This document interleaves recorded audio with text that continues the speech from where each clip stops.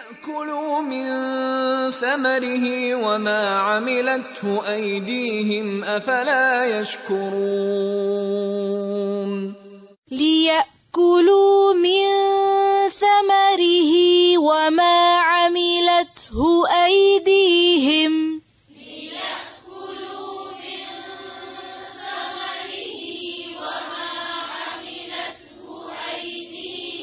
أَفَلَا يَشْكُرُونَ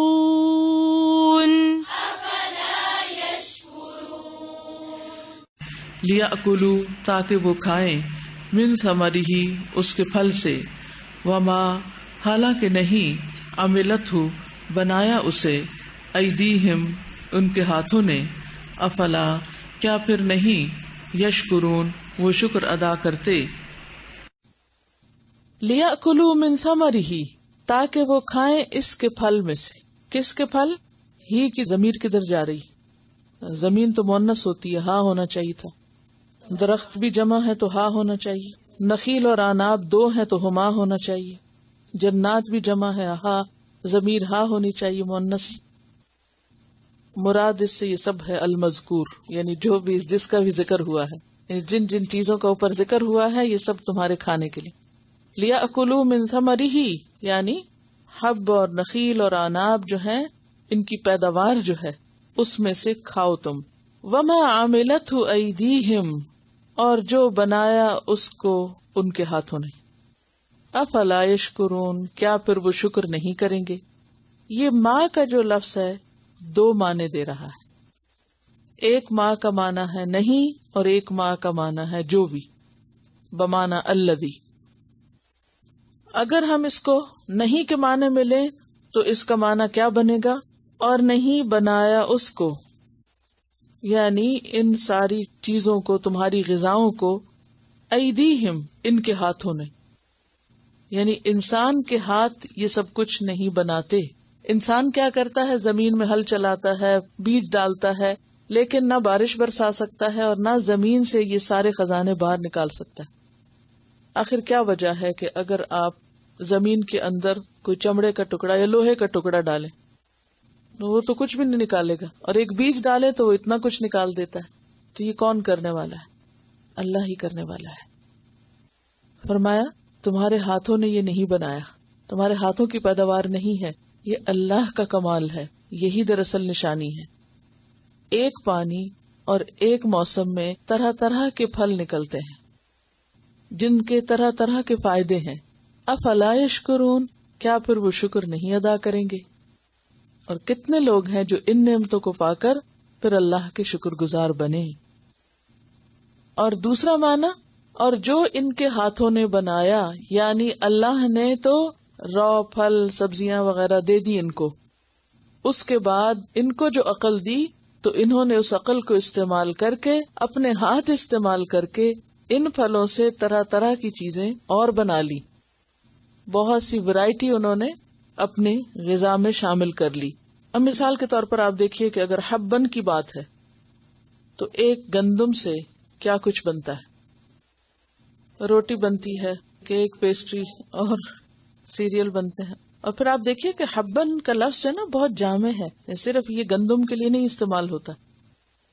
جتنے بھی لینٹلز وغیرہ ہیں، جتنے بھی دانوں کی شکل میں زمین سے خوراک کے سامان نکلتے ہیں، ان سب کی طرف اشارہ ہے. جی تیل بھی نکالتے ہیں. تو انسان ایک چیز سے پھر آگے کئی چیزیں بناتا ہے اپنی مرضی کے مطابق.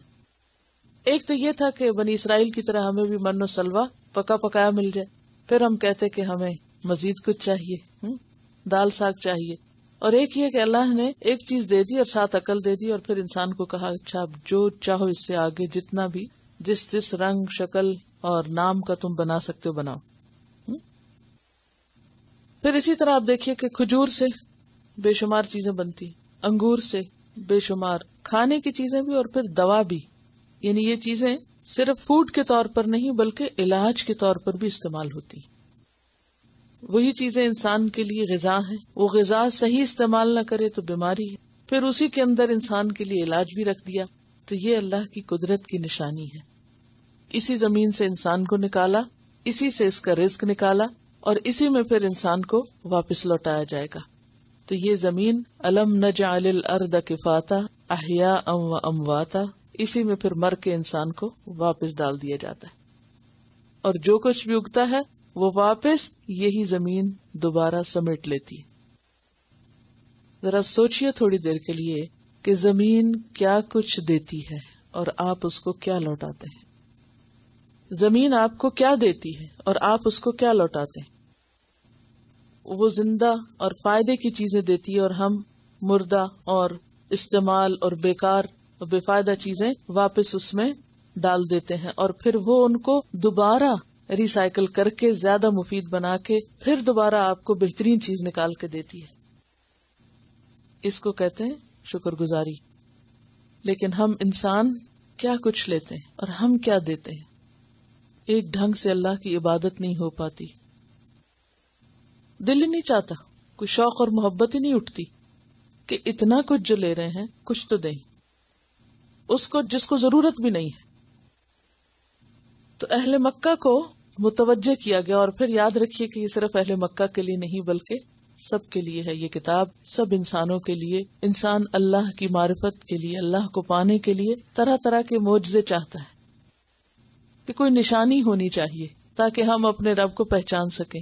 کا نشانی تو تمہارے پاؤں کے نیچے ہے، اگر پھر بھی تم نہ سمجھو تو اور بات ہے، عقل سے کام نہ لو تو اور چیز ہے.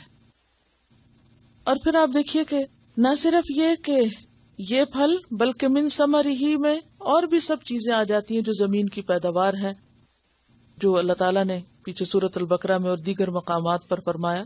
کسی ایک بھی فروٹ کو آپ لے لیں، مثال کے طور پر آم کو ہی لے لیں. کبھی آپ اس سے چٹنی بناتے ہیں، پھر مربع بناتے ہیں، پھر اس کا اچار بناتے ہیں، پھر جوس بناتے ہیں، پھر اس کو خود کھا لیتے ہیں، پھر ملک شیک بنا لیتے ہیں، پھر آئس کریم بنا لیتے ہیں جی. پھر اس سے کئی طرح کی سویٹس اور اس کے فلیورز اس کے کہاں کہاں کام آتے ہیں. ایک ہی چیز میں سے کھٹا بھی اور میٹھا بھی اور ہر طرح کے ذائقے اس میں سے نکالتے ہیں اور انجوائے کرتے ہیں، لیکن دینے والے کا شکر کم ہی ادا کرتے ہیں.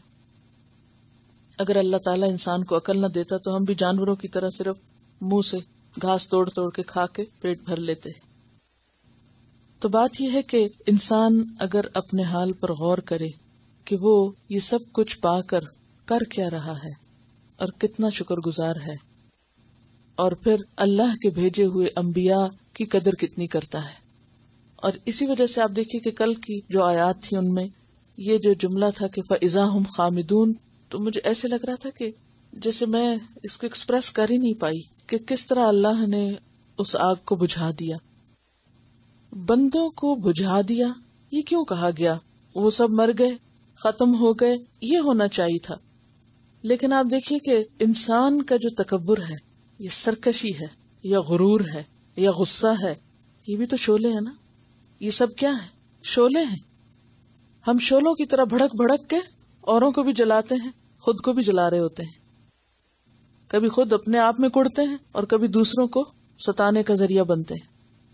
لیکن جب اللہ کا ایک کوڑا برستا ہے تو سبھی بجھ کے رہ جاتے ہیں. یعنی قرآن کے الفاظ کا استعمال عجیب ہے، انسان جتنا بھی غور و فکر کرے کم ہے.